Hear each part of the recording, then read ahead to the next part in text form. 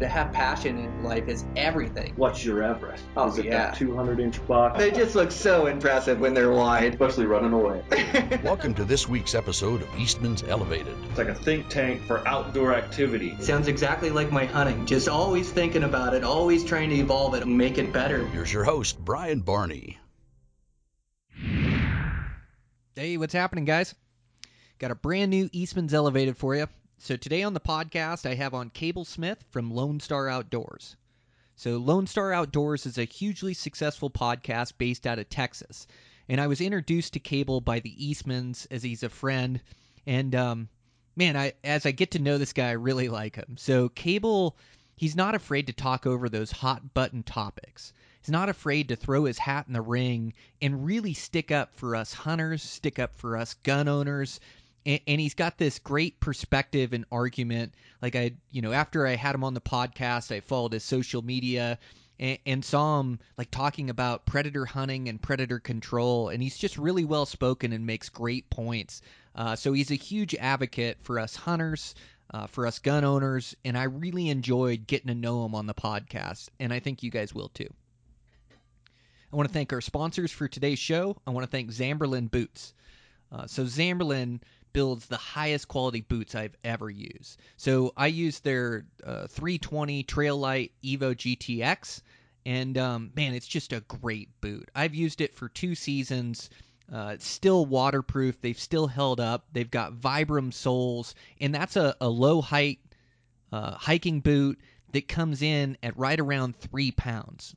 So I've really enjoyed using those. And you guys have probably also heard me talk about using their tennis shoe. So I love hunting in shoes. I love the feel of being able to stalk. I love being lightweight, as a pound on the foot is like 10 on the back. And so I've always been able to hike and hunt in these trail shoes. But Zamberlan has come and totally redesigned their trail hiking shoe. So they sent me a prototype of these, and I have fallen madly in love with them. So they're the 215 Salute GTX RR. They're like a cross between a running shoe and a boot. So they're fairly stiff, but you can feel the ground. They've got a Vibram sole that are super grippy on them, and they're totally and absolutely waterproof. So they've just been an awesome shoe for me. I've been breaking them in. I'm going to use them this entire season. So this won't be the last you hear of these things. They come in at under 2 pounds a pair. Let me say that again. Under 2 pounds a pair for waterproof hiking shoes. So they're awesome. Check them out. 215 Salute GTX RR. They're going to be a great hunting shoe. They also came up with 214 Half Dome Velcro RR, which is another hiking shoe that's done with Velcro. And I really like their tightening system on these to get them nice and tight. And they're going to be an awesome shoe as well. So I'm just so excited for Zamberlan to start to design these hiking shoes from scratch, because that's what I love to wear and what I love to hunt in. And so if you're like me and you like those lighter weight shoes, make sure to check them out. They're absolutely awesome. I also want to thank a brand new sponsor for us, Black Rifle Coffee. So Black Rifle, I used them the entire season this year, and their instant coffee is unmatched. Now, I've used other brands that start with an S, and it just it doesn't make the best coffee. My guts don't feel the best after I'm done, but this instant coffee made by Black Rifle Coffee Company is just absolutely amazing. So used it the entire season, used it fishing, I'd use it at my house. They also have another instant coffee that they make a tea bag that you drop into your coffee and pull in and out. I'm not sure which one I like better. They're both such high quality coffee that I could go with any of them. And I'm the guy that used to pack a French press with me everywhere I went, and fresh coffee, just because I like quality coffee. Not anymore. I can use this instant. I can use those tea bags. And then they also make the best coffee in the industry. So I just signed up for to be on a subscription to get their coffee. And I just like supporting good companies that support us. And Black Rifle Coffee Company, they're veteran owned. They support veterans. And then that Evan Hafer, he's just he's a coffee nut. He knows coffee inside and out. And so, they've come up with just the best blends and the best tasting coffee. So I'm super excited to get that, and I'm super excited to be partnered with Black Rifle Coffee Company, as I think they make the best outdoor coffee going. So if you're thinking about your coffee for this season, check them out.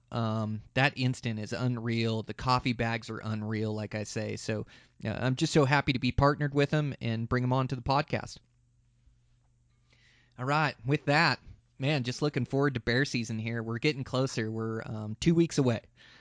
So getting excited, getting all my gear set up. I've been fishing here lately. Make sure to check out my other fly fishing podcast if you're interested in that. Eastman's Flycast, everywhere you can find podcasts. And check out everything we do over there. The magazines, Eastman's Bow Hunting Journal, Eastman's Hunting Journal, videos. You can search us Eastman's Hunting TV on YouTube, Eastman's Hunting TV on the Outdoor Channel. And I still have a couple episodes that'll be coming out here this year.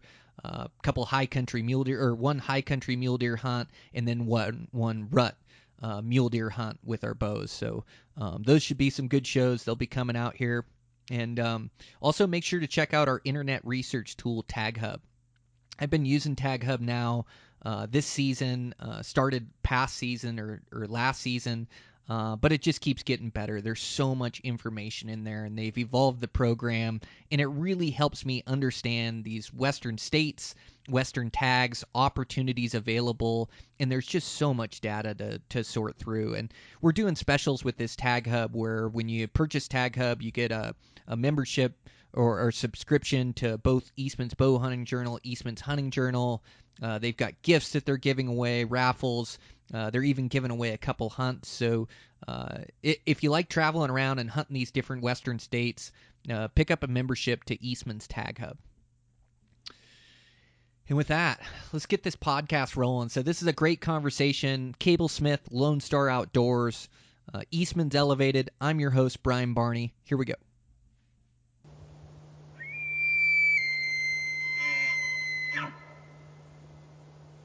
Okay, I'm live this morning. I've got Cable from Lonestar Outdoors. Man, it's really nice to meet you, Cable. Thanks for coming on. Hey, it's my pleasure. Thank you for having me. Certainly appreciate it. We were just talking before the podcast, but congratulations on all your success of the radio show and the podcast. Man, that you built a really good following and built a really good brand. That's really neat to see. Well, I appreciate that, and certainly all that is a testament to the listeners and their support, so appreciate them. Like I'm sure you appreciate your listeners. Oh my gosh, do I ever. Yeah, I mean, they don't listen, there's no show, right? That's exactly it. They're the absolute backbone of the show, and I'm so humbled by the support, and us being podcast hosts or radio hosts like you are, it's wild because these people really get to know your personality and who you are, the ins and outs, and they become your friend even though I've never met them. And so I'll run into people that have listened to hundreds of hours of my audio and know, about my family and my hunting and my life and the way it works and have this connection with me that I've never met. So I always consider it like I'm just making all these friends out there I haven't met yet. Yeah, it's a great feeling to walk up to someone at a trade show, or a lot of times they approach you because they recognize you and they say, "Oh, hey man, I've listened to so many episodes, or I really like this one specific conversation or this one topic." It's kind of affirmation that there's a beneficial thing that you're doing. So validates your work, so to speak. Yeah, I always think. Boy, people really are listening to this show. It's like proof of it, Yeah, it's great. And gosh, we've got this great audience too, as I'm sure you do, that, really stand behind what's right in the world and what's right with hunting and things of that nature, and just a real supportive group of guys. And it's always amazing, like hunting secrets and hunting spots, and people keep those pretty close to their chest. But some of my listeners will hear I'm hunting in New Mexico or I'm hunting in Idaho, and they'll drop a line and say, "Hey, have you checked out this spot?" Or, "Hey, if you're in this area, I've seen deer here." Like, people are willing to share information and help me out and help the whole community of listeners out. It's just great. Yeah, no, absolutely. Absolutely. It seemed like 10 or 15 years ago, people were more secretive. Like, you know, I don't know if you ever got on like hunting forums or if you still do, but like duck hunters seem to be the worst. Like they don't, if you mention a public lake, you're like shamed. Like, why would you ever say that out loud? You know, like it's a secret. But I think that we are kind of getting away from that, which is a good thing. Hunters being more open to helping each other out. Yeah, I think so too.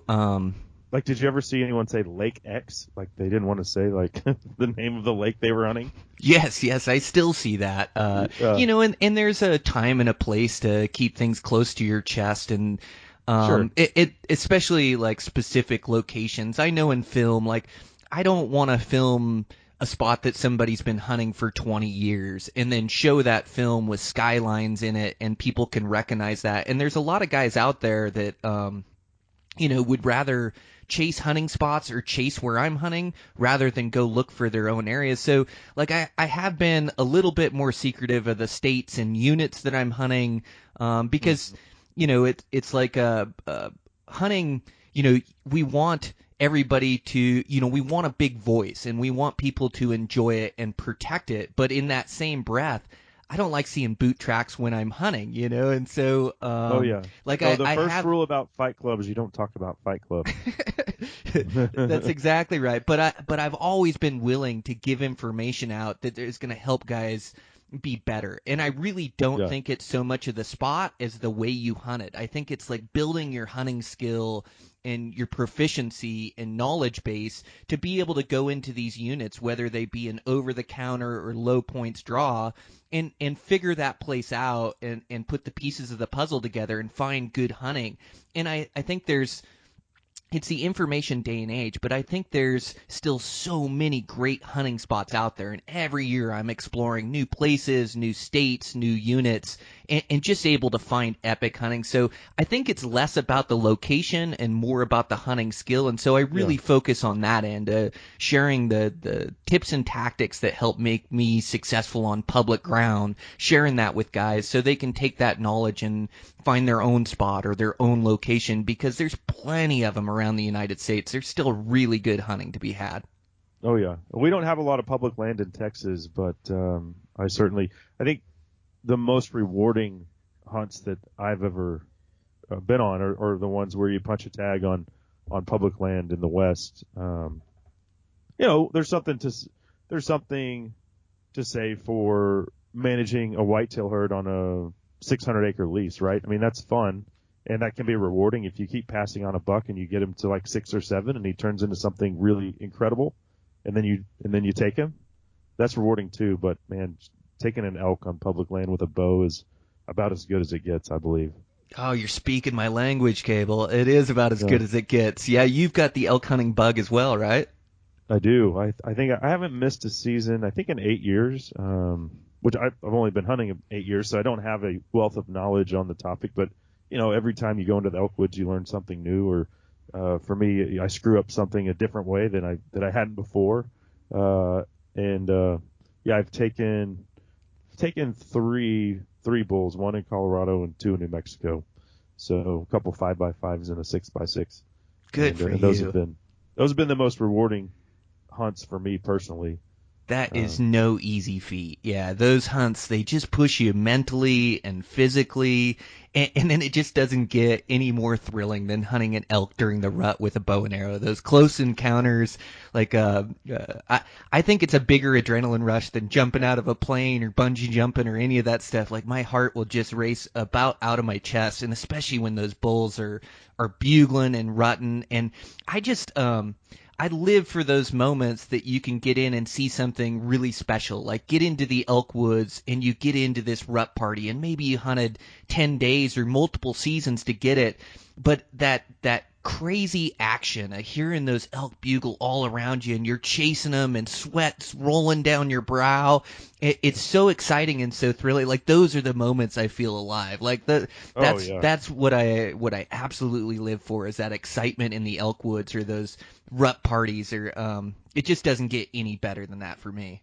Yeah, and it's giving me chills just thinking about it. Where am I going to put in this year? I don't know. I have hunted in Montana. I've elk hunted in Montana 1 year, And that was the low point of, well, no, I wouldn't say the low point because I'd already taken bulls at this point. But I missed twice on the same hunt. One time it all happened so fast, didn't have time to range this bull. And so I shot him for 30, like downhill, and he was actually like 44. Shot right under him. And then another time, a little 5x5 came in, and I'm talking in a burn, so not a lot of trees. But I managed to hit the one branch in between me and that bull, and we watched that arrow sail right over his back. But that one wasn't too bad because we were hunting with Ty Sheehan, formerly of Born and Raised Outdoors.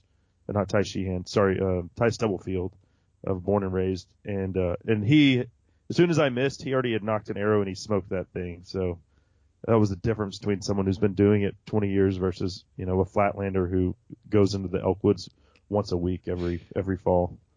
Good for him, capitalized on the opportunity after a miss. I was trying to knock another arrow because he cow called and stopped it, and then it was already dead. But not for my arrow. So yeah. Oh man. I need to be more like that, more like a assassin, But it was. I mean, at least we didn't come out of there empty-handed.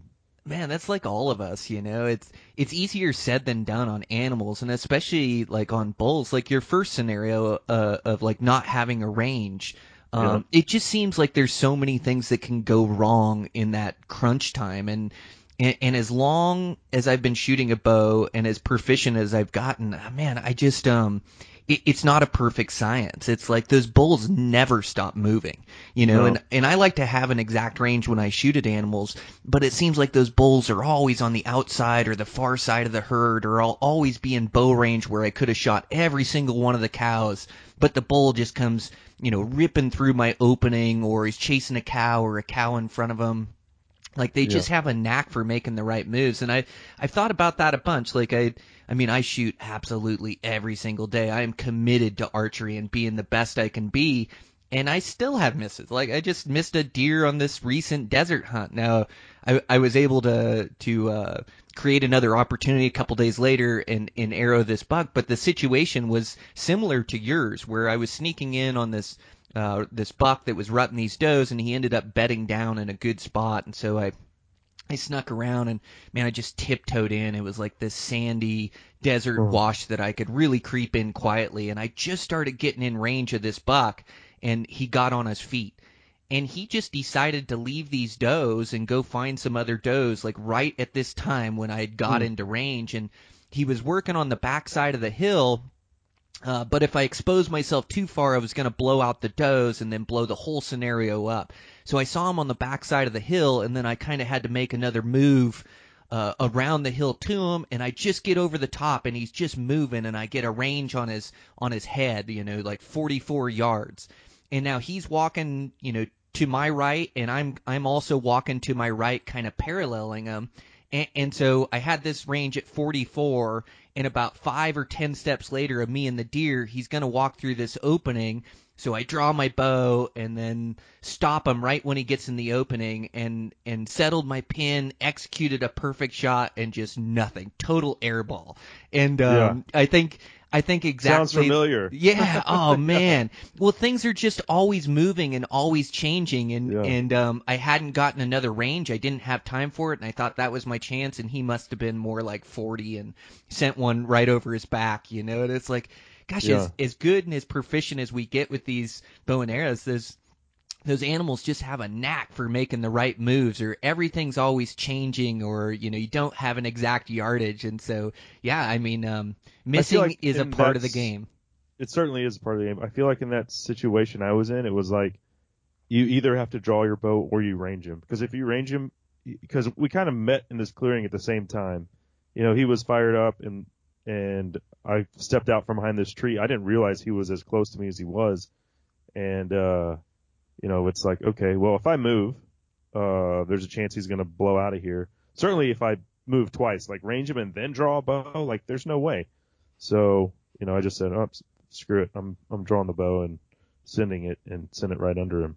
So Well, that's yeah. that killer instinct of it's now or never. This is my opportunity. But yeah, I am horrible at judging yardage. It's probably something I should work on a little bit more. But I don't have the fastest bow. Like I have a short draw length at 26.5, and so and shoot a heavier arrow for penetration, like on those bulls and things. And so I don't have the best range forgiveness out there. Like if I don't get that range right within about 2 to 3 yards, I will miss just because of the speed of my arrow and things. And so like I've just really found that I have to get a range that I can't estimate. But that's one of the overlooked parts of bow hunting is like range finding is a skill within itself.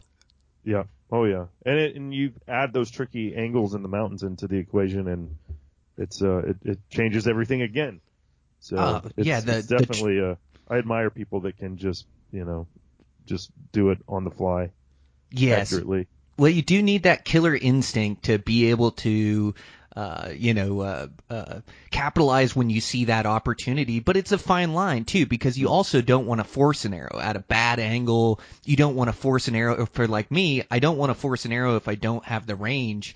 But that range finding in the mountains and like you say, it's tricky. And where it really gets tricky is like with grass. A lot of times I'll have animals bedded down and you kind of got to come over the grass line and you're trying to get a range kind of through the grass or they're just above the grass. It's really tough to get an accurate range there. I remember I missed this. I was hunting, there was like this giant buck, man. It was like a 200-inch deer, but the deer he was running with was almost bigger. It was like a 180-inch 3-point that just had these bladed tines and huge eye guards and monster frame, and I snuck into 40-some yards of this buck in his bed, and I could just see his horns up there, and there was kind of a tree behind his horns, and I was ranging. I thought I was ranging his horns, and what actually happened is my rangefinder shot through his horns and was giving me a reading on the tree behind him.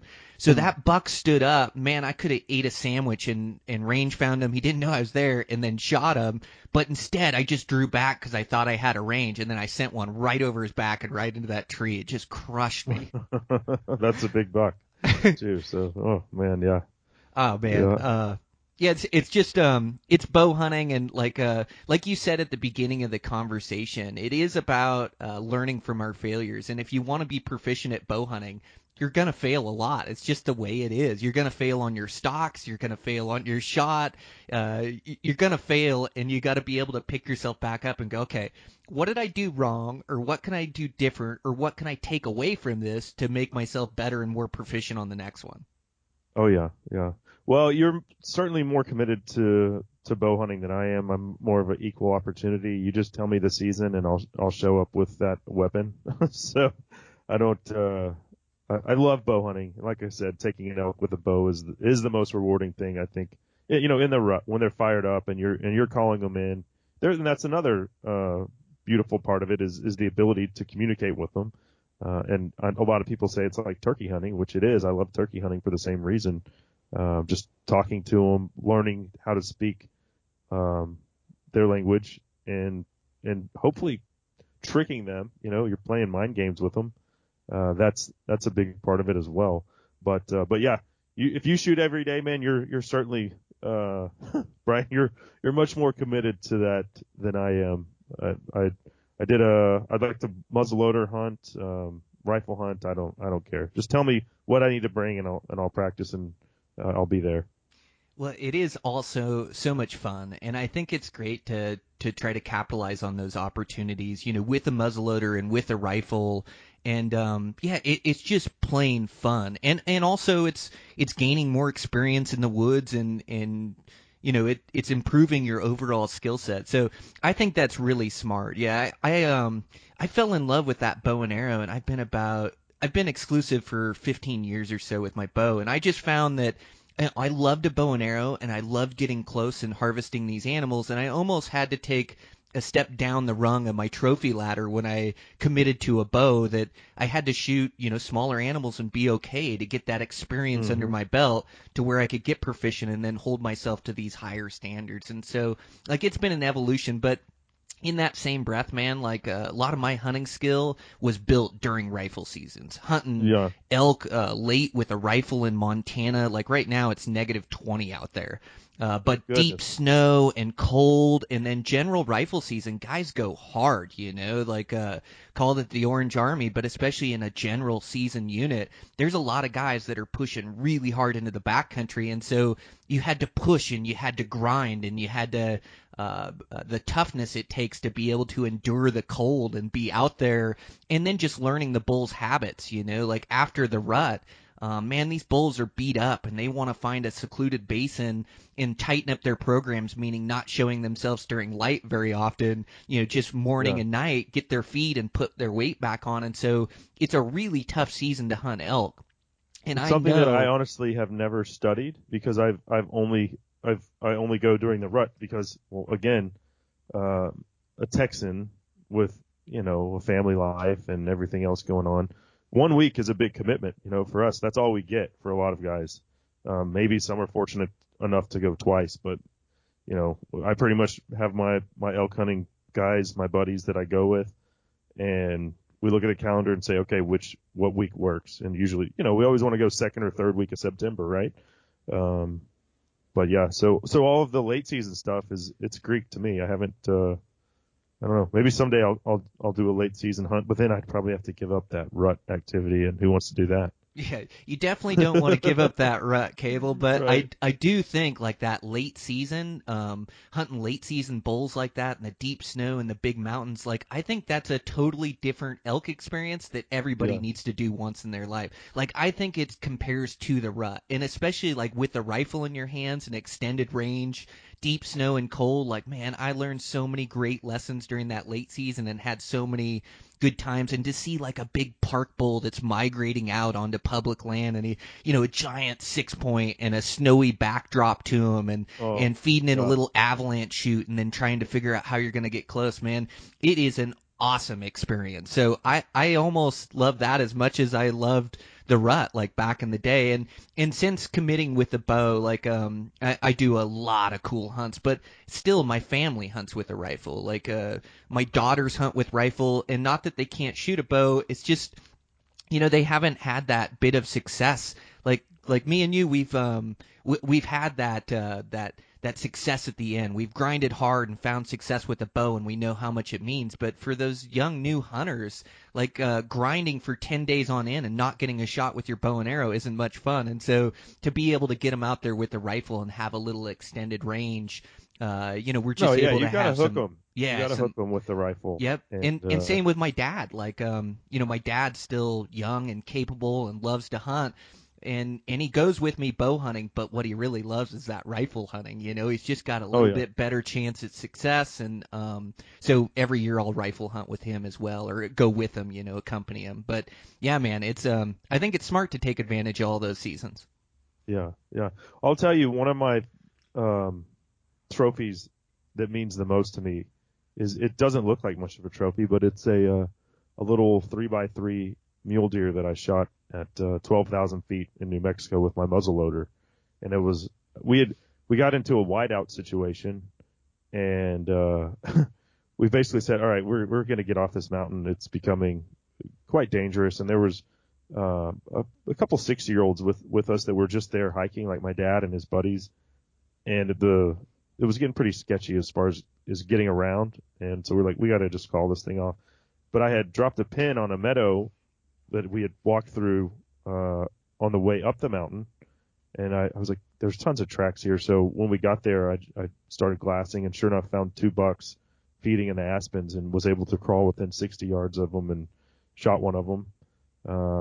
And that trophy means a lot to me, to be frank with you, just the way it all played out. And people come in and they look in my trophy room, and they're like, oh man, you've got so many nice animals. And they'll look at something that I'm like, that wasn't really that hard of a hunt. Let me tell you about this little dink of a mule deer, though. This one's pretty cool. And they're like, that thing? I'm like, yeah, dude, this is a trophy right here.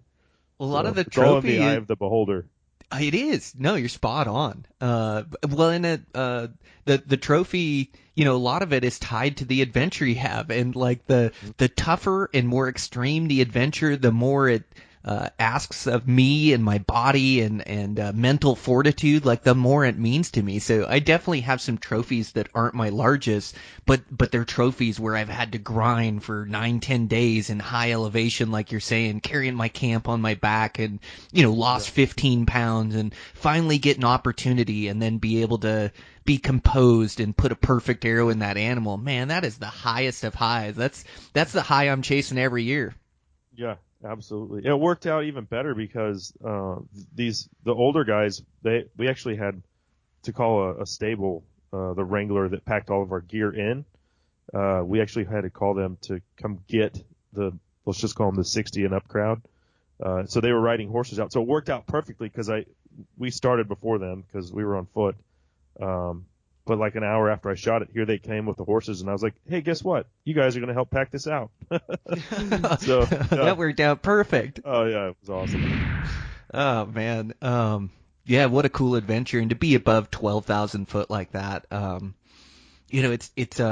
it's amazing the adventures that the lower 48 holds. And I've been able to travel a few spots around the world and then, Alaska and Hawaii and different places hunting. And while all those experiences are really cool and dear to my heart, it's like I really think like the coolest stuff is right at our back door. The coolest hunts for me are the mule deer hunts and the elk hunts, and they're, they may not be as coveted as a sheep, but those mule deer that migrate into that high country, they live where goats and sheep live in, alpine basins and steep chutes, and like you got to be part rock climber. People get vertigo up there. Like they live in some rugged country, and some of the most remote country in the lower 48. And a giant mule deer is a trophy that everybody wants, but you don't see that they don't. Not everybody has one. Like they have certainly don't. They have such keen instincts. Like they've evolved from thousands of years of avoiding mountain lions, which are way sneakier than I could ever hope to be. And so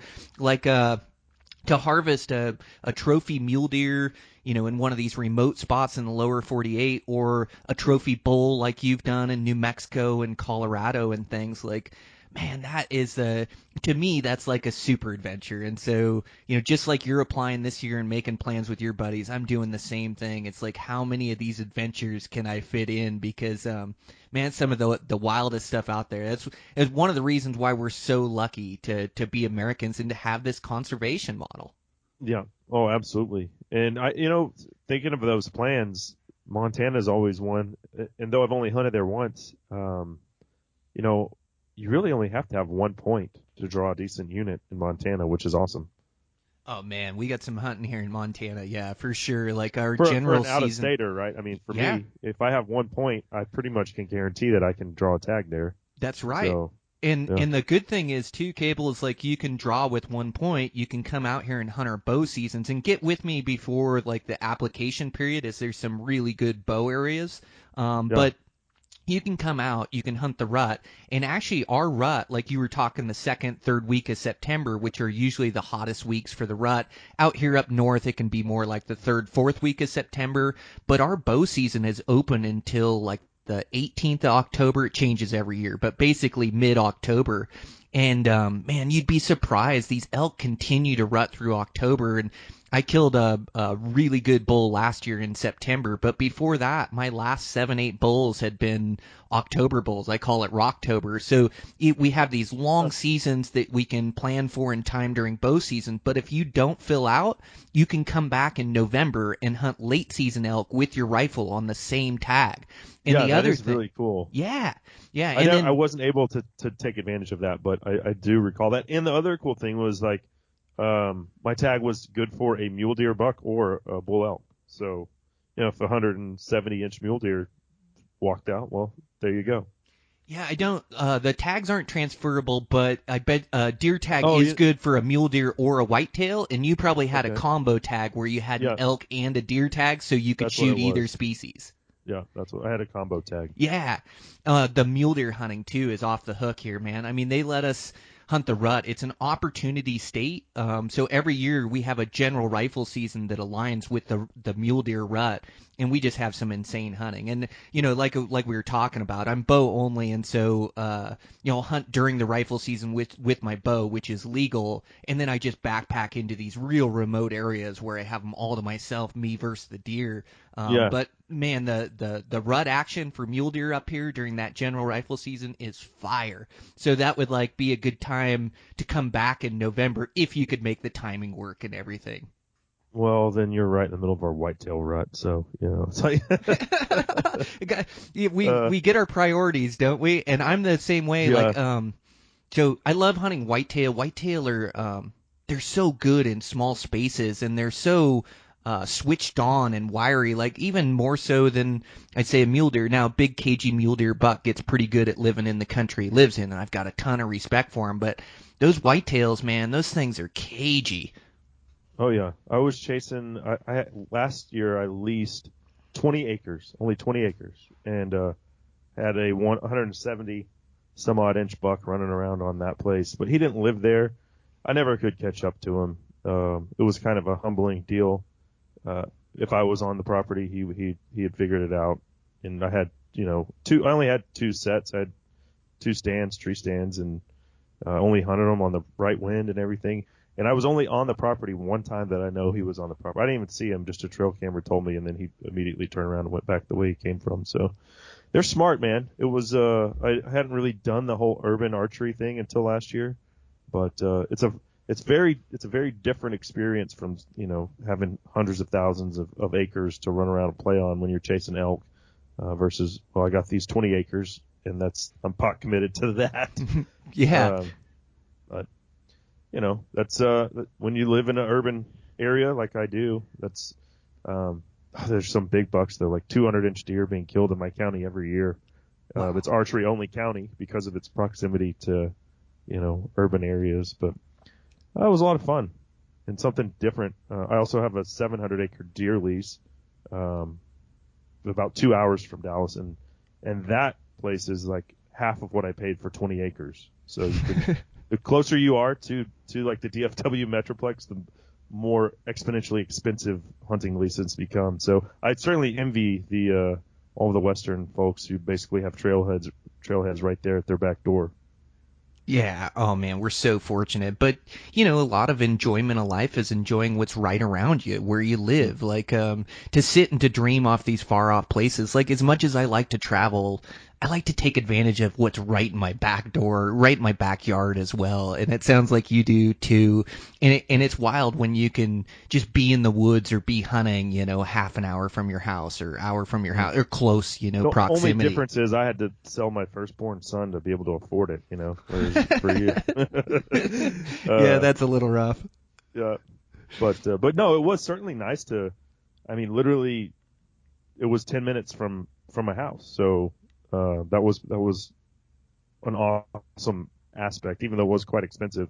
But to be able to get into the stand and, so you could sit all day or sometimes sit till 10 a.m. and that's it. But, it was a luxury to where you're not having to drive hours on end to get to your lease or whatever. But yeah.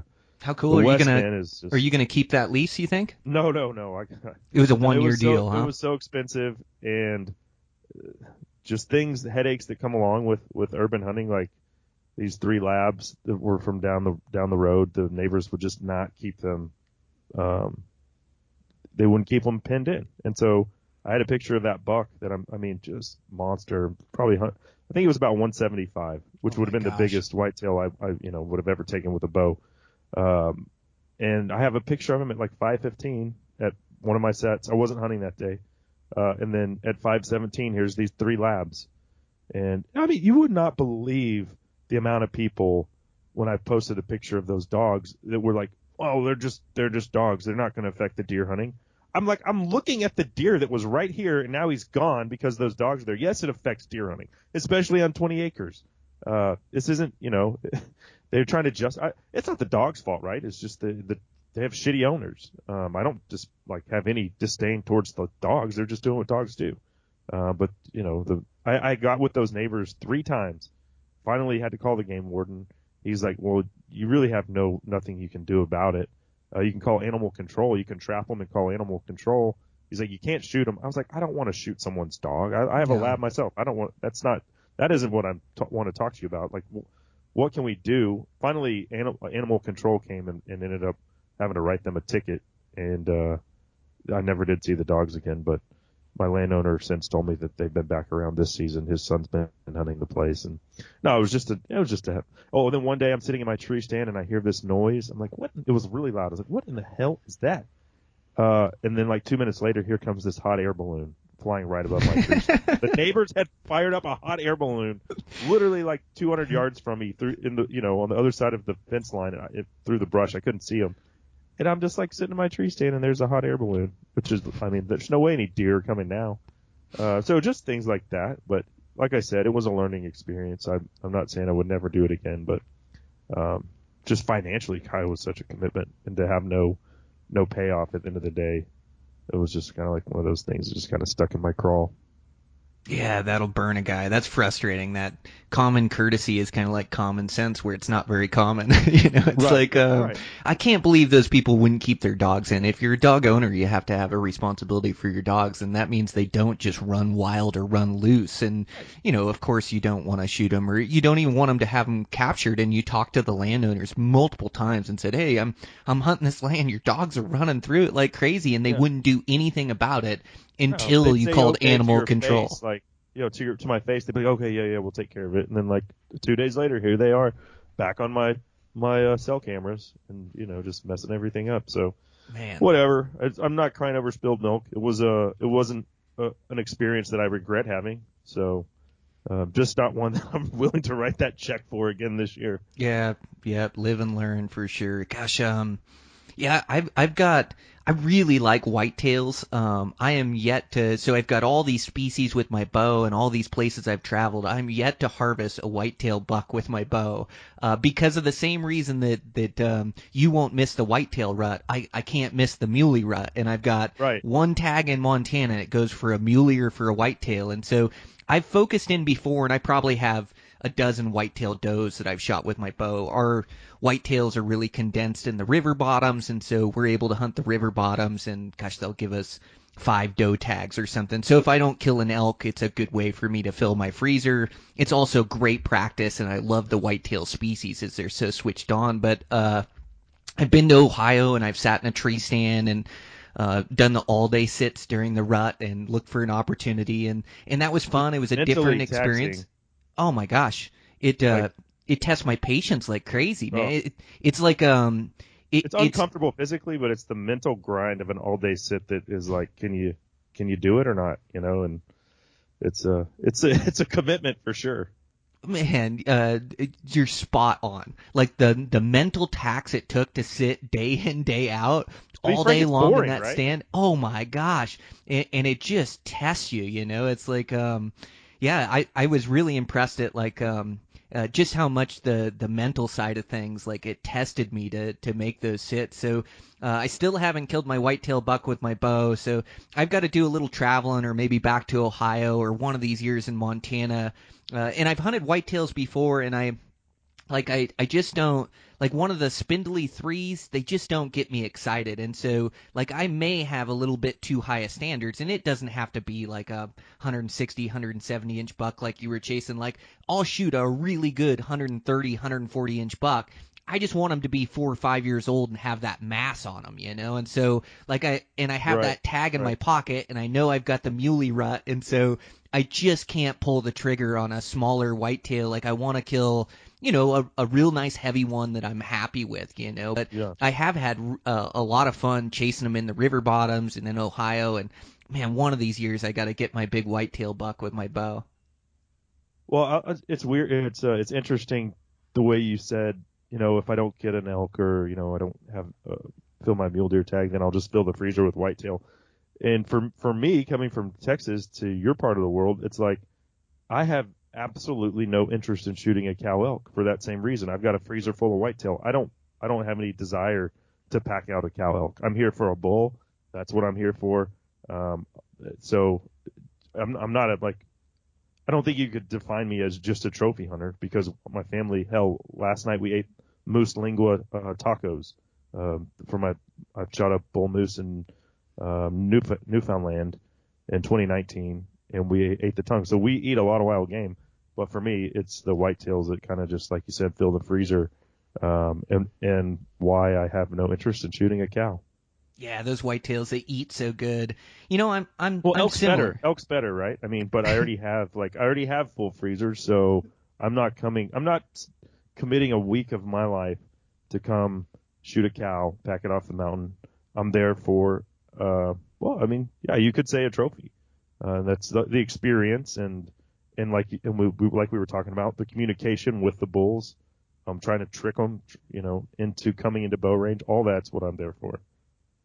Yeah, well, it makes sense. Yeah, I'm the same way. I think cow is a great way to build your elk skill and work your way up the rungs of the elk hunting ladder. But for me, I'm the same way. I don't, my buddies will shoot cows throughout the year. I've got plenty of meat and harvest plenty of game animals that I just don't need to shoot a cow. And, trophy hunting gets kind of a bad rap. Like, we almost feel bad about saying we're a trophy hunter, but really, you saw how I just caught myself there a little bit, right? I was like, is it okay to admit that I'm a trophy hunter on this show? But no, from Eastman's perspective, you guys are pro trophy hunting, which I love, because I think it's stupid that we hide behind it. Like, oh, well, here's the way I always put it. Do we like big bass or little bass? Do we like big bucks or little bucks? Do we like big boobs or little boobs, right? I mean, that's human nature. Those are things that we like. And it's rewarding to take the oldest mature animal of the species, which is, from a conservation perspective, that's the right thing to do anyway. So I don't hide behind the term trophy hunter. Fuck it. I'm a trophy hunter. Fine. I definitely love big boobs, so I'm with you there. Yeah. Oh yeah. Who doesn't? No, I think you're spot on. Yeah, it's and it's a challenge, and like you want to shame us, right? Like, yeah. I don't want to be shamed by it. Damn it. I want to have. You know what? I like to eat it, but I also am looking at a 6x6 elk on my wall, and I freaking love looking at it too. So there you go. Well, it's the showpiece of the species too, that an animal can get that old and grow that kind of headgear. And I always think about it like, you're just putting a higher challenge on yourself or a higher degree of difficulty. If I just wanted to go out and shoot meat every year, I wouldn't have to work as hard as I do running thousands of trail miles and shooting my bow every single day. If I could just go out and shoot whitetail does, my freezer would be full and I'd be happy. But to me, I like the challenge of it. Like you said, the older age class animals, they get wilier. They're almost like a different species in themselves. Like you can probably relate with whitetails. When they get old, they get smart. They have great instincts. They get cagey, and also there's less of them out there. And so when you put this challenge on yourself that I want to harvest, and for me, like a trophy is not all about what he scores, and I do use score, but it's more the maturity of the animal. I want him old and I want him heavy. And if he's heavy and big and old, I am a happy camper no matter what that thing scores, and putting that challenge on myself, there's less of them. They're mature animals, so they're wilier, they're cagier, and it keeps me working hard towards my goals every year.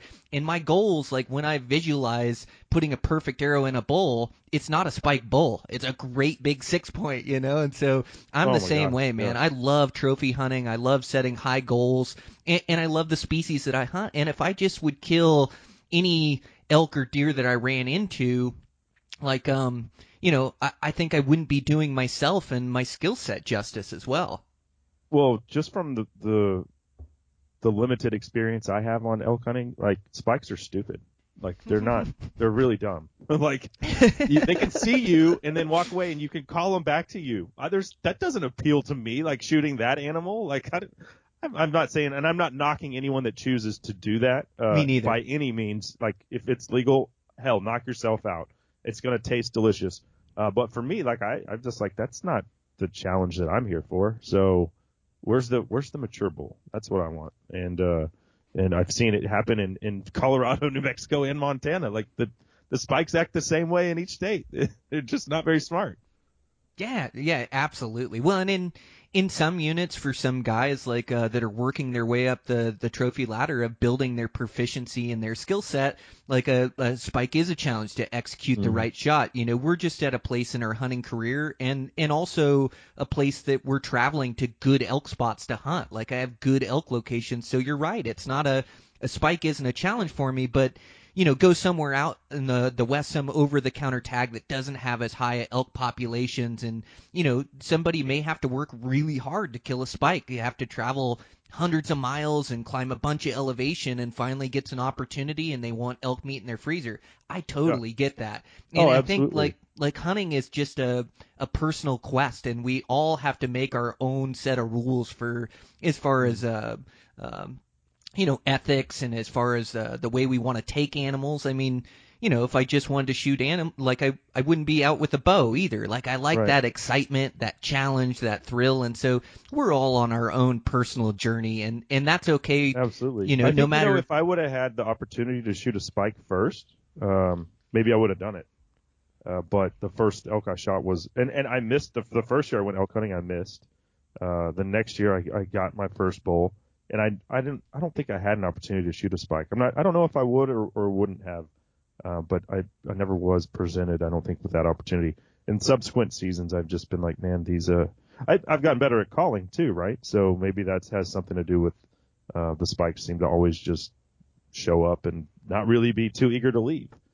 Yeah, well, you've gotten better and better at elk hunting and finding elk and locating them and being into them. So therefore, your bar or your goal has changed over the years. And when I started hunting, I mean, my first I started like in the Pacific Northwest, low game populations, hunting blacktails and Roosevelts and the thick timber country out there. And yeah, my first deer at 15 years old was a spike buck, and I was thrilled to death. Like you talk about your trophies, like that's one of my best trophies, is a spike buck that I killed that had probably 3-4 inch spikes. But, at the time, that was a challenge for me. Now, not as much. I remember the first duck hunt that I ever did solo, and I'm a big duck hunter, and I took my lab, who really became a duck dog by default because he liked to retrieve like tennis balls and stuff. And had been swimming quite a bit. My buddies were like, so I started hunting when I'm about to be 40. I started hunting when I was 20. I grew up just bass fishing. My dad's obsessed with fishing, still is. But we didn't really do any hunting. So it was something my college buddies were like, bring your dog. We're going duck hunting. And I'm like, I'm going to drink beer and chase girls. They're like, no, you're coming. Bring your dog. And I was like, okay, I got to go buy a shotgun. Who knows how many tables I had to wait to be able to afford a Remington 870 at the time. I'm sure it was quite a few. So we go duck hunting. The dog's afraid of the gunshots. Like he hates it. And I think he was associating it with like fireworks. Finally, I think they all must have been relatively new to it too, because we all sucked at shotgunning. And finally, by the grace of God, somebody knocked down a mallard. I had to tie the dog to the blind because he, was scared of the guns. He's trying to run off. I let him off his lead. He goes and gets that duck, and we were both addicted to hunting. At first duck hunting. Now here we are 20 years later, and I'm doing it and have been doing it for a living for 12 years. But that was how I was hooked on all things hunting. And so, the next weekend I'm like, okay, now I'm a duck hunter. I take the dog out, and I had to go buy decoys and, the whole 9 yards.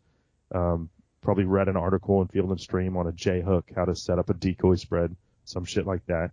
We go out, and this pair of green-winged teal come in, and I doubled. I shot them both. The dog one got them both. And I remember how cold it was. I remember the smell of the shotgun. I remember everything about that morning.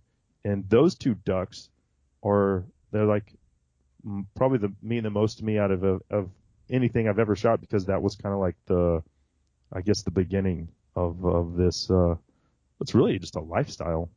But that's like where it changed for me. And here we are. Man, how all cool. over two little green-winged teal. Man, I'm the same way. Like, started hunting. Well, not the same way. My family hunted, and nobody in my family bow hunted. I was the first one to get a bow.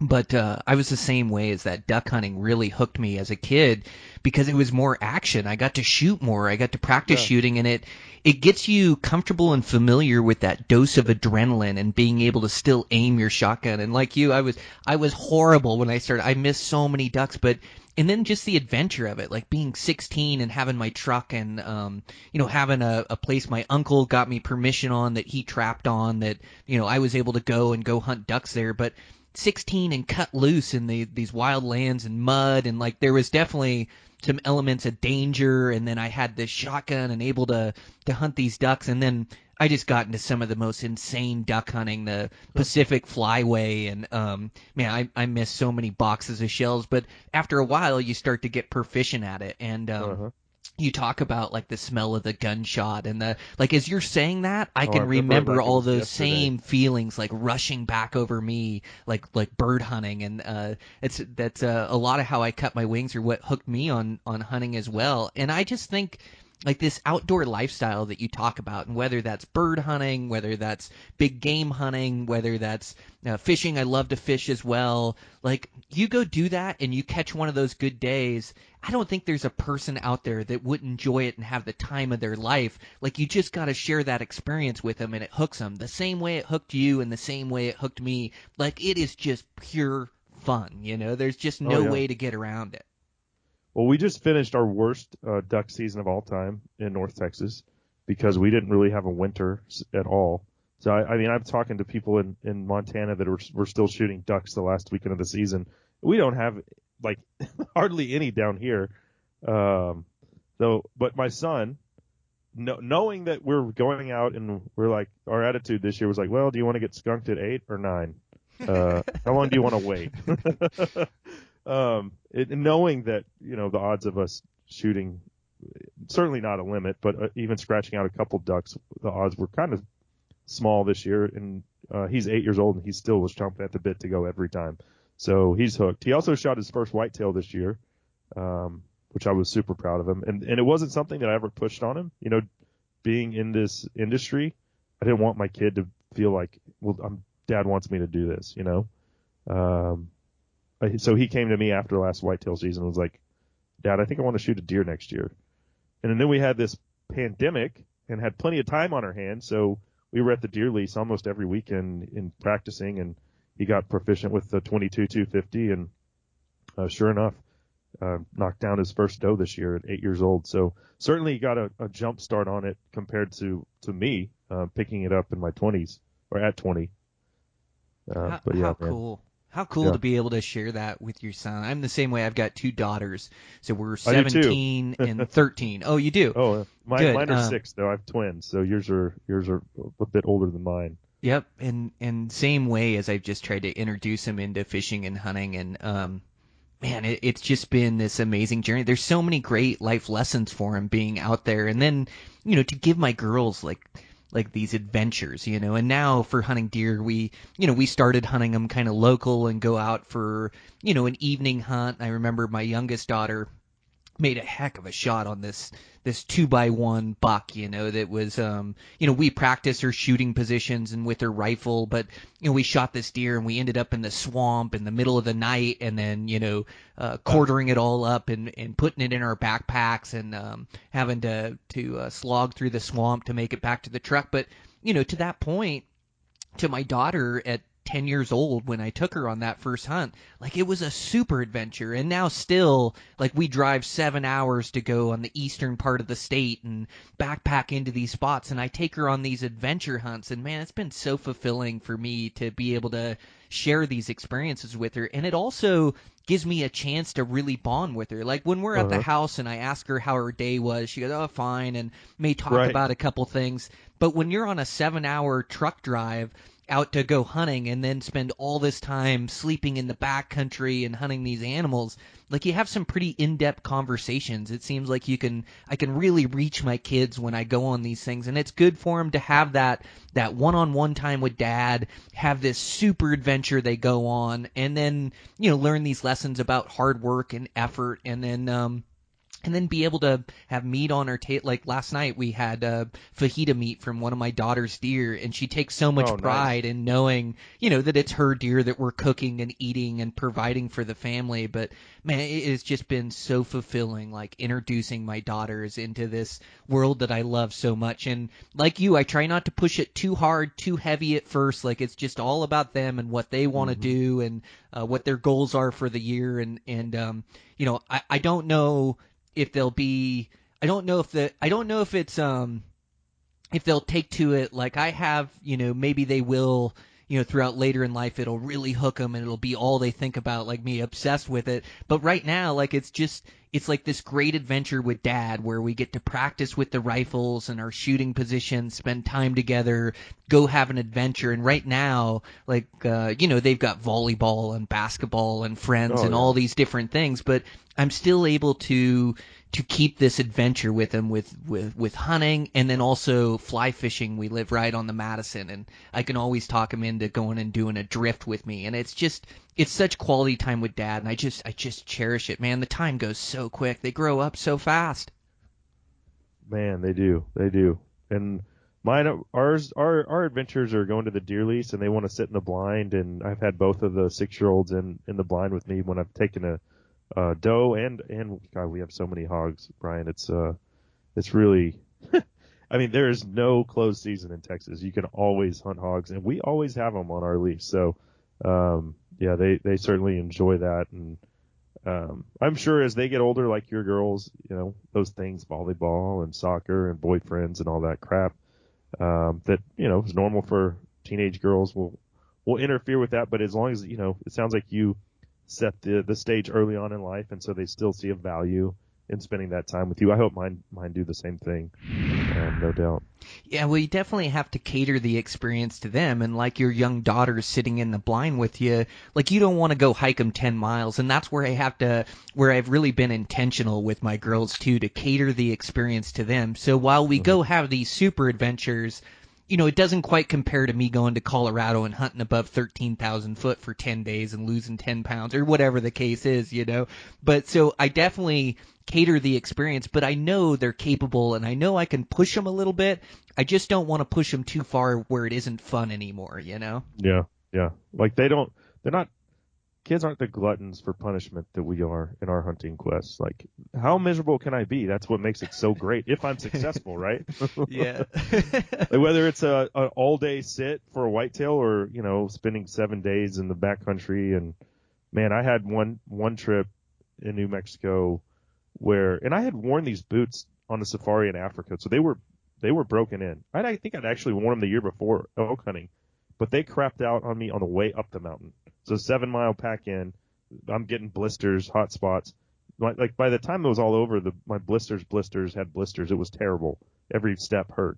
But I shot a bull on the last day, and that was the most rewarding moment of my hunting career. Even more so than the first bull elk I shot by myself. It was surreal to have because like almost every step I'm like, God, just give me the strength to take another step. It was so miserable. And it goes without saying, if your feet go in the backcountry, you're screwed. So that was I got a new pair of Kinetrex after that. Switched to a different company, and those Kinetrex have treated me well. Man, that is brutal. Yeah, I've had some buddies that have come up with bad blisters, and I do remember a hunt a long time ago where I got it's like a bite in my heel, like too stiff of a boot, and it rubs right on that heel bone or something. And man, it hurts every single step. And when you're taking 30,000 steps a day, like there's a lot of grit and toughness that it takes to continue on, But Oh yeah. we learn that payoff, like killing that bull and feeling that success. And once you feel it or once you get it in your blood, then it just seems like you're willing to walk through broken glass to achieve it again or to get those feelings again. And so that's what I've got hooked on, is just that grit and maximum effort and putting everything out there. And the more you put into something, the more it means to you in the end. Just like that bull, what it means to you, what you had to endure with your feet and those blisters, man, I can't imagine. Yeah, it was an experience that I look back on and am thankful for, but not one that I want to do again. It's just like, not to that extreme. That was but yeah, I had never shot a bull in the chest either. I'd never shot any animal that was, straight on. And I shot that bull in the chest at 18 yards, dude. And I watched, like, this is graphic, but he was just like hemorrhaging blood. And I was like, oh, this is awesome. And he ran like 30 yards and, fell over dead as dirt. And, you see videos of people shooting him in the chest and I had never even thought of it. It never crossed my mind. Like, it was just, I knew that he was inside 20 yards and I put that 20-yard pin right on, center mass. And it was dude, it's a highly effective kill shot. I imagine you've done it plenty of times, but that was the first time that I ever had the opportunity to do it. And, it was devastating. Oh man, that shot, when made correctly, they do not go far. Like, angles are really good in archery, like running those arrows through angles, like a quartering away, or getting that angle on those animals. And that forward-facing shot is a tricky one because the area that you have to hit is fairly small, and so there's not a lot of room for error. So, like, I hold myself to the same shot or same rule that you had. Like, if it's under 20 yards, I know I can hit that spot, which is about as big as a grapefruit, maybe a little bit bigger, but you can't miss left or right. So you can't get any wind drift on your arrow. It has to be absolutely precise. And so, like, a lot of times I wait for that broadside or quartering away, but if he's under 20, at that point I feel like I'm defending myself. Like, it's at that like point close combat. I can make that shot 100% of the time.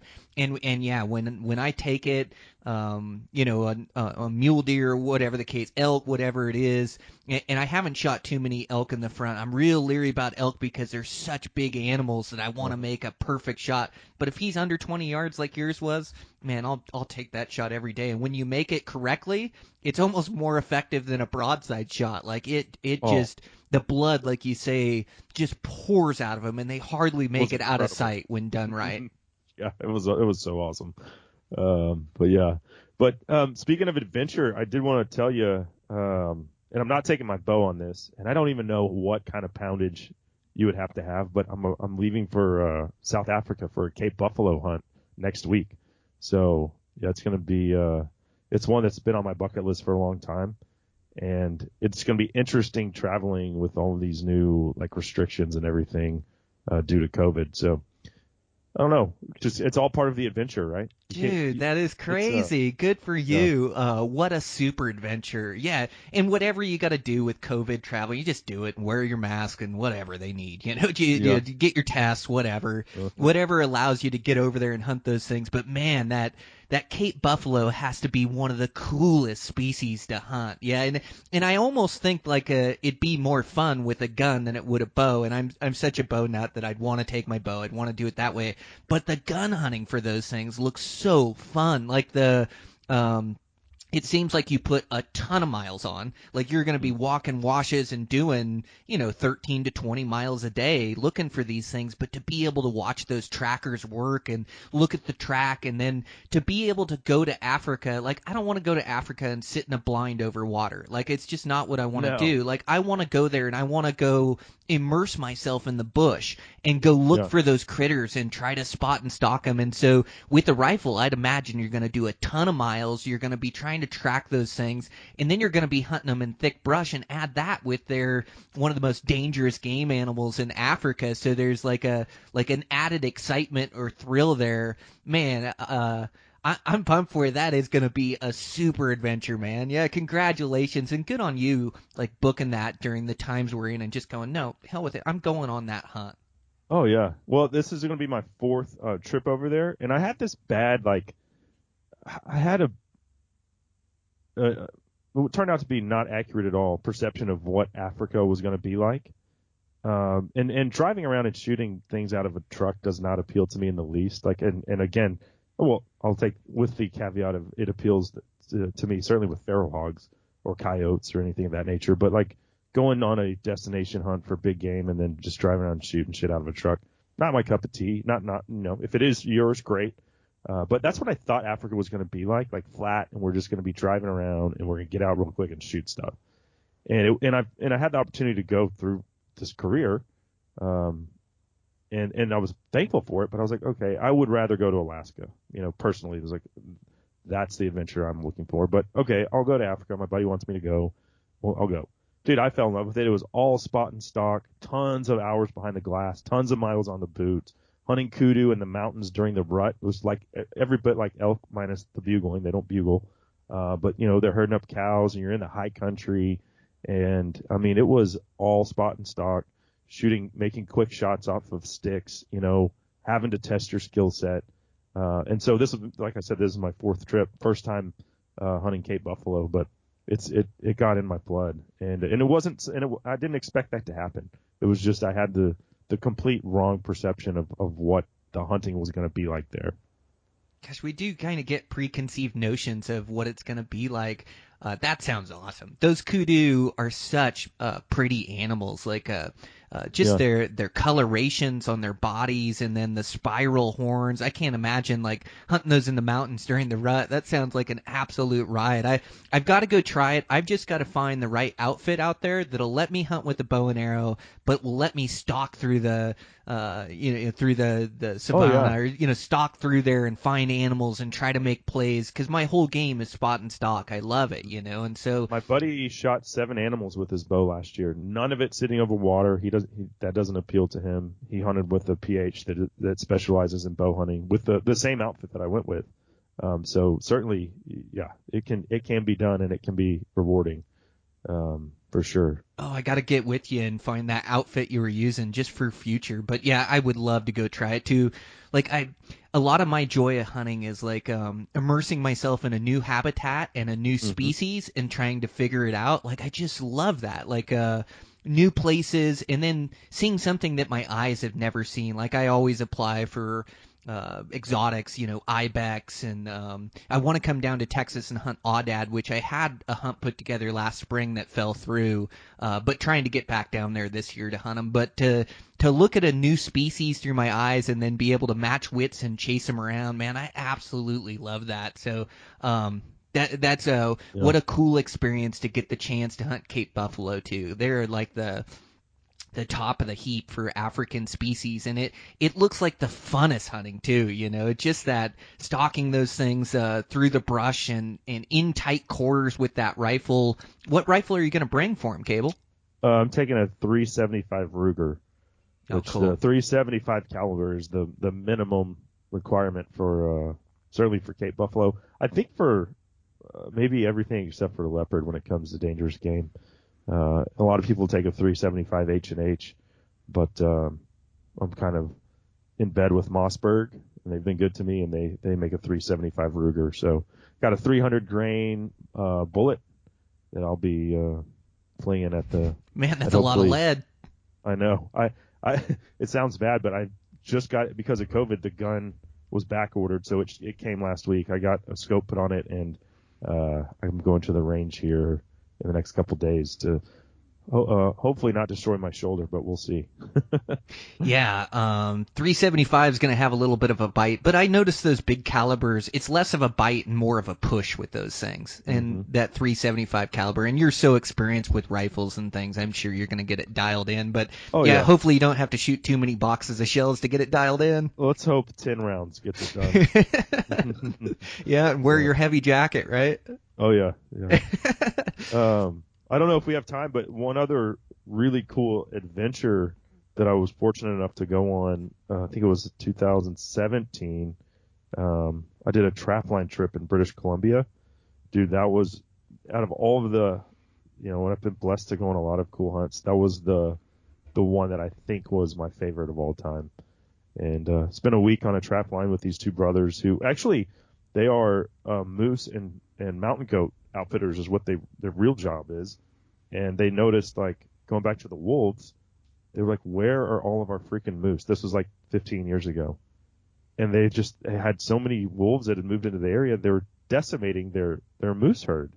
And so they started trapping them. And then I think they had a client that, like, moose season's long gone for them by the time the snow's on the ground.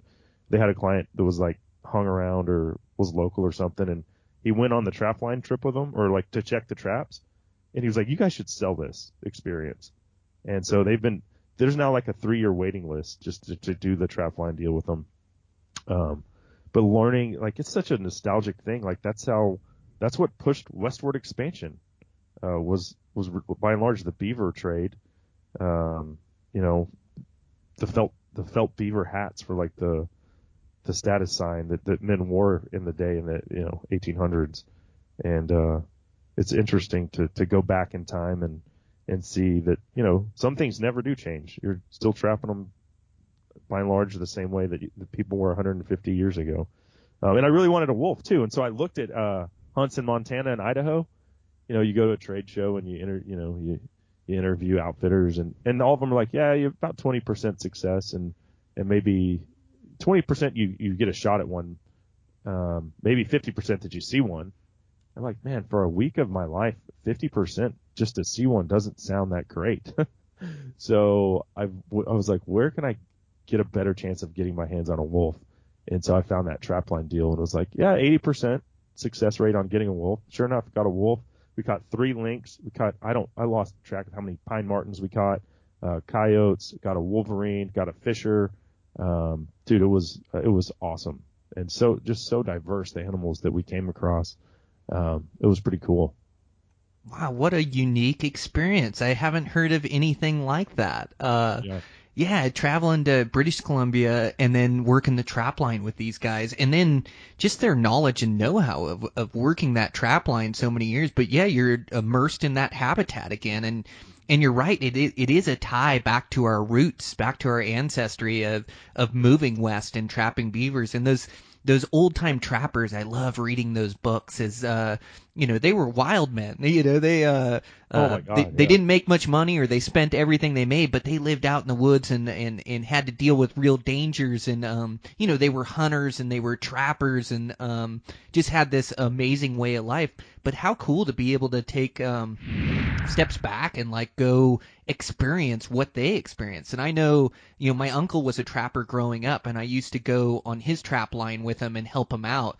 And just the knowledge that I gained and the experience, it was just wild. But what a cool endeavor, Cable. I'd never heard of anything like that, but what a great adventure for a week, and then to trap those animals and work that trap line in the deep snow, I'm sure, middle of winter. Oh, yeah.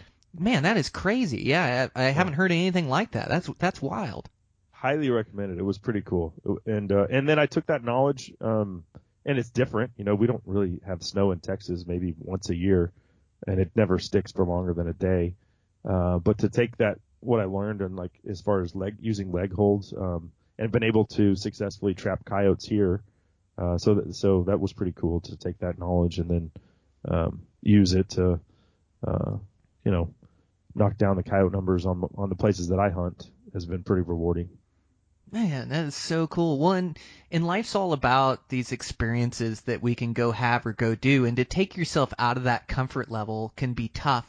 But I think that's where the most growth occurs. And so like going back to your Africa hunt this year, it's going to be really fun to watch those trackers work. Like, I've only heard about it, and you've been over to Africa, this is your 4th trip. I'm sure you've seen those guys work, but to tell you the truth, I am not that good at tracking. It's one of those skills that I just didn't really develop. I hunt Western game, and I do a lot of spot and stalking, and so yeah, I see tracks, and yeah, I see a 4-inch track is a nice buck track, and sure, I pay attention, and I've even tracked elk in the snow and whatever, but those guys seem to be amazing with their tracking skill. And then to be able to go over and experience that with them and learn from them, and then take that back home like you did for trapping coyotes and trapping up there in BC and bringing those skills back, I just think that's amazing. And I've definitely started to pay more attention as I've, like, the new habitat for me, or the one, like, I love traveling and hunting mule deer all over,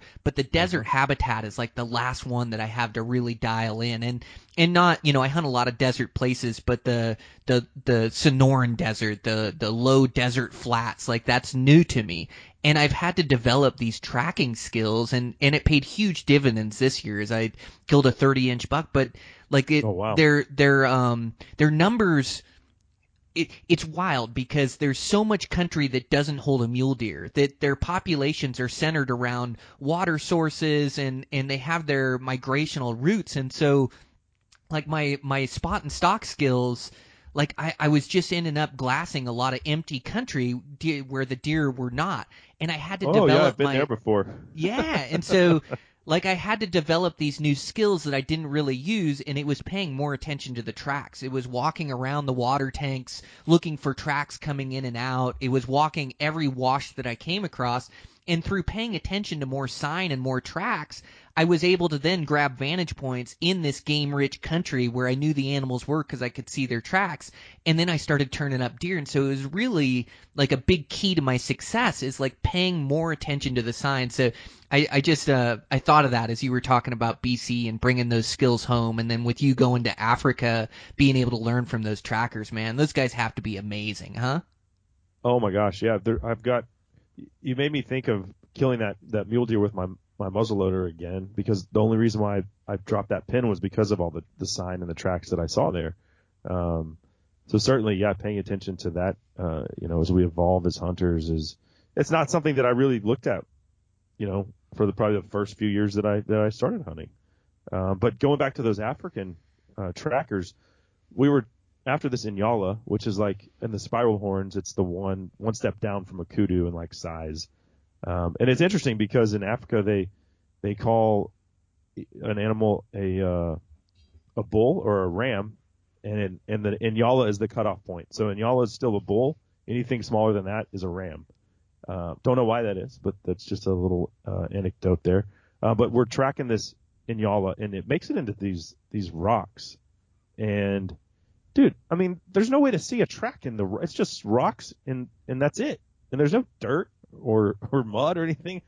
I do not know how they found, how they determined where that Inyala went, because I couldn't see a damn thing other than just rocks everywhere. But it was amazing to watch them pick that apart, and it wasn't a quick deal. I mean, it wasn't like they were just like boom, no, it was they broke it down, but eventually figured out where that Inyala went, and I was able to make a good shot on it, and it was a nice bull. But yeah, it was to this day I still have no idea. Like, I couldn't understand what they were saying or how they were deciphering where that bull went, but it was something to watch, that's for sure. It's wild. Yeah, where it always brings it in the forefront of my mind is after you hit an animal, and being able to CSI the scene and be able to determine where that animal went, and that is a real skill set, and to be able to not only follow blood, but you lose blood, or maybe they don't start bleeding for the first 100 yards, or maybe they're running down a hill, but it's like a combination of being able to read tracks and read blood, and it's like the moment you leave the blood trail and start making a grid pattern and start searching, your odds go way down of finding that animal, then you got to kind of get lucky almost, and there is a time and a place for it. Wasn't shot, so that was the other, I mean, it was just like, just tracking this perfectly healthy animal, like, through the rocks. Like, man, pretty impressive, no doubt about that. It's so impressive. They've been doing it their whole life. They're better hunters than me, that's for damn sure. Yeah, right? Yeah. Like, just that tracking skill, yeah, they blow me away as well. I can't imagine. I've just heard stories like your story of tracking them through the rocks there. I can't imagine how they unfolded that scene to be able to tell where that Nyala went. That's just crazy. But yeah, I definitely realize that when I'm blood trying to pay attention, not walk on tracks, see any little disturbance or broken branch, and then try to unravel the blood trail. And the moment you leave that, your odds go way down, and that blood trail leads to that animal if you can just keep on it. Mm-hmm. Yeah. Mm-hmm. Blood trailing's fun though, and there's certainly an art to it, like you're saying. But it's like one of those things that I really enjoy, trying to put that all back together, and you get better at it as you over time, the more you do it, certainly like anything else in life. But like probably the first animal I ever shot with a bow, I didn't really know what I was doing as far as tracking. And I don't think, I think that hunters make the mistake of new hunters of saying, well, I don't really know how to do this. Well, part of it is you just go do it, right? That's the best way to learn. And you're going to make mistakes along the way. But I think there's nothing that can replace the actual. You can watch all the YouTube videos you want, and those are great, helpful. There's resources out there for that. But hands-on experience, living it, is the best way to get better at it, to become more proficient at, first of all, executing the shot, and secondly, deciphering or determining how to read a blood trail. Yeah, you hit the nail on the head. It is experience is the best teacher, and we can definitely shorten that learning curve by knowing what to expect, but nothing replaces that experience. But man, it has been so fun to connect with you on the podcast. I wish you good hunting there in Africa, and I'm a bit jealous, man. That is going to be so fun hunting those Cape buffalo. So yeah, good luck getting that rifle all doped and getting over there and having a great experience and a great adventure. And congratulations on the show again. Podcast is Lone Star Outdoors, and I'm really glad that I got a chance to meet you and sit down and have a long form conversation. Yeah, Brian, it's been a pleasure. I appreciate it. One thing you mentioned earlier was Hawaii. I know we don't have time for that, but I imagine you were hunting axis deer or sheep over there. And in another conversation and another day, I'd love to hear about that as well, because that's something I'd certainly want to do. Oh, we have to. Yeah, I try to go out each and every year, so I'm going to try to make another trip out in June. I've made some really good friends out there. I love hunting those mouflon sheep, and then axis deer. I mean, they're right up there with mule deer or elk. And we're going to make this conversation go way too long because we have so much in common. But I love to hunt those things. Maybe I'll have you on my show and we can talk about that. So I'd love to. Let's keep in touch. And thanks again, Cable. I appreciate you. Yeah, thanks for the opportunity, Brian. All right, guys, that's a wrap. Fun conversation with Cable. Is fun to get to know him on the podcast like that. And like I say, just a huge advocate for us hunters, huge advocate for us gun owners, and just a great overall guy. So fun conversation, fun to talk about some of that African hunting and tracking and, some of those skill sets that us Western hunters don't think about all the time. But like I was saying, hunting that desert terrain, it's really made me aware of it and tried to improve that part of my game. So, man, it's like Western hunting. We're always trying to evolve and get better and improve our skill set, just so we come into these hunts as prepared as we can be and give ourselves the best chance at success. So really fun to connect with him and have a conversation. And you guys will have to check out his social media. He ended up taking a great Cape buffalo there in Africa. Just sounded like an absolute riot. So make sure to check him out and his podcast, Lone Star Outdoors. I also want to thank our sponsors for today's show. So I want to thank Zamberlan Boots. Again, they've got that new 215 Salute GTX RR that I'm just super impressed with. It's like it's hunting in a shoe, under 2 pounds, totally waterproof, Vibram soles, great grip, just a great hiking shoe. So I'm so stoked about those things, and so happy to have Zamberlan on board as a sponsor. I also want to thank Black Rifle Coffee Company, a new sponsor to Eastmans Elevated. Thanks to those guys for their support. Talking a veteran-owned company, veteran employees, and they just make the best coffee in the market. The instant and the coffee bags are unreal for hunting season. And then when I'm here at the house, I've got a new subscription to their coffee. Going to try some dark roast, light roast, but just such high quality. So make sure to check out those guys, Black Rifle Coffee Company. And, man, with that, just getting ready for bear season here. It's going to be fun, and getting in that training too, just keeping my head down, getting in those runs, shooting my bow, really trying to improve my skill set to give myself the best chances at success this season. And then just applying for these tags all throughout the West, trying to draw some cool hunts and cool tags and opportunities. And so, man, it's super fun. Time is flying by. It's going to be here before we know it. Excited to get after these bears with bow and arrow, see if I can't chase down a big boar, and just have fun with some buddies and be back in the woods enjoying myself. So super excited for that, and then getting really excited for the fall. So there hasn't been many draws come out yet. I know Arizona elk came out. I blanked on that one. So I'm sure there'll be plenty of blanks this year, but I'm hoping there's a couple lucky draws in my future and draw some good adventures here. So I'm sure you guys keep working on your game, man. Hunting season's coming, and this is the time to improve your skill set. So, man, so fun. I think I'm going to get solo podcast recorded here and just kind of talk over bear season and what I'm working on and plans for the future and things of that nature. So like a typical solo podcast. So I'll get that ready to go and release that next week. And we'll do it as a bonus episode. So I'll actually release 2 episodes next week. So I'll get that done and ready to get out. And then we've got some great podcasts coming up. I'm so excited about some of these guests and recordings that I'm sitting on and that some that I have lined up to record. So should be some great content for spring and summer and get you ready for fall hunting season. So thanks to you guys for all the support, man. It all helps. The follow and support on social media, the reviews and subscribing, to the podcast. It all helps me out, and I really appreciate it. So thanks to you guys for all your support. And with that, check in with you guys next week.